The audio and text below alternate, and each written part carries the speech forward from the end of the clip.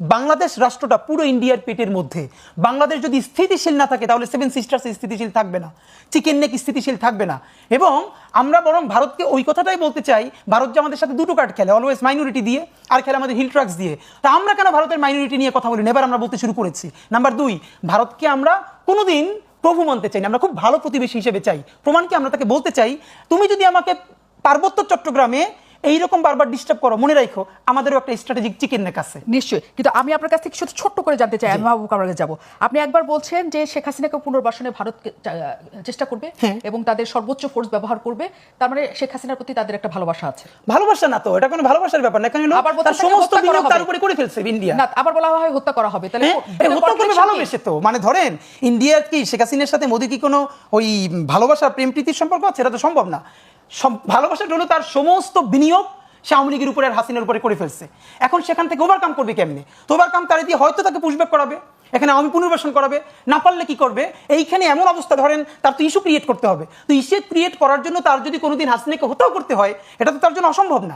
প্রথমত এইটার প্রথম ফেলিওরটা হয়েছে যখন আওয়ামী লীগের কার্যক্রম নিষিদ্ধ করা হলো, এটা তাদের জন্য একটা ধাক্কা ছিল। তো এখন তাদের সেকেন্ড ফেজ হলো জাতীয় পার্টি থেকে করা অথবা অন্য যে কোনোভাবে করা। তো এগুলো যদি চূড়ান্তভাবে তারা ব্যর্থ হয়, ধরেন এখন কি হতে পারে, হাসিনা নিয়ে ইন্ডিয়া আসলে কি করবে? তো এইটা আমি অবাক হব না, আমার কাছে কোনো ডকুমেন্ট নাই, আমি বলে রাখি। ধরেন মুশকিল হলো ইন্ডিয়া তো এখানে তার সমস্ত ডিম এক ঝুড়িতে রাখছিল আওয়ামী লীগের উপরে, সাথে জনগণের সাথে কোনো সম্পর্ক করে তোলে নাই, ন্যূনতম সম্পর্ক করে নাই। ফলে যেটা হয়েছে, হাসিনাকে এরকম তারা আসলে কতদিন রাখবে? যেটা হতে পারে মানে প্রজেকশন, কোনো প্রুফ নাই। ধরেন ইন্ডিয়া হাসিনাকে এখানে মানে আমরা তাকে চাই সে হত্যা মামলার আসামি, সেভাবে ইন্ডিয়া আমাদের কাছে তাকে অর্পণ করবে, আমরা বিচার চাইব। এবং সে যদি বিচারে খালাস পান, সুষ্ঠু বিচারে, সমস্যা নাই তো, যদি সুষ্ঠু বিচারের মাধ্যমে খালাস পান, কিন্তু তিনি এসে ফেস করুক। সেটা না করে ওই পুনর্বাসনের জন্য যদি তাকে পুশ করা হয়, ধরেন এমনটা অবাক হওয়ার কিছু না বাংলাদেশের পরিণতি কোনোদিন, যে আপনি দেখলেন 2 বছর আগের বা 3 বছর আগের একটা ব্যাক ডেটে একটা ডকুমেন্ট ফাঁস হয়েছে, যেখানে হাসিনা তার সরকার ইন্ডিয়াকে হয়তো লিখে দিয়েছেন, যদি এরকম কখনো আওয়ামী লীগ বা দেশ আক্রান্ত হয় তাহলে ইন্ডিয়া ইন্টারভিন করতে পারবে, তার মিলিটারি ইন্টারভিন করতে পারবে। যেমনটার একটা ভয় তিনি পিলখানার সময় দিয়েছিলেন, আমাদের খুব মনে আছে। তিনি আর্মি অফিসারদেরকে বলেছিলেন যেখানে যদি বেশি কিছু করা হয়, এর মানে কি সিগন্যালটা তিনি দিয়েছিলেন, তাহলে আর্মি এখানে মানে ইন্ডিয়ান আর্মি টেক ওভার করতে পারে। তো ব্যাপার হলো এখন কি এটাই করবে? এটা এমন হতে পারে ব্যাকডেটে একটা সাইন করিয়ে, মানে লাস্ট ইস্যু ইন্ডিয়া যদি শো করতে চায় যে না আমরা এখানে যে ইন্টারভিন করেছি এটা আগে আমাদের একটা সমঝোতা আছে ওই সময় ভ্যালিড গভর্নমেন্টের সাথে। তো এরকম যদি ধরেন হয়, এই কথাটা আমি কেন বললাম, আপনি পয়েন্ট প্রথমে আপনাকে আমি কথাটা পুরোটা শুনে নিলাম। আপনি বললেন যে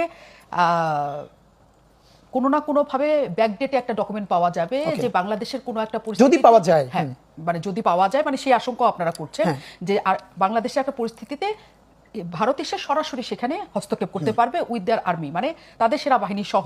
মানে সেই পরিস্থিতিটা কি পরিস্থিতি সেটা কি বুঝতে, মানে সেটা কি আপনাদের মাথায় আসে যে কোন পরিস্থিতিতে এরকম পরিস্থিতি? না, এরকম পরিস্থিতি হলো ধরেন আমি তো বরং সবচেয়ে যেটা এখানে গিনিপিগ হবে শেখ হাসিনা নিজে। এমনও হতে পারে যে ধরেন ইন্ডিয়া তাকে কিভাবে কতদিন পালবে বাংলাদেশকে এই করার জন্য, সে ইন্ডিয়া অবাক হওয়ার কথা না যদি ওখানে ইন্ডিয়া বা কোনো এজেন্সি ওখানে তাকে হত্যা করে ফেলে।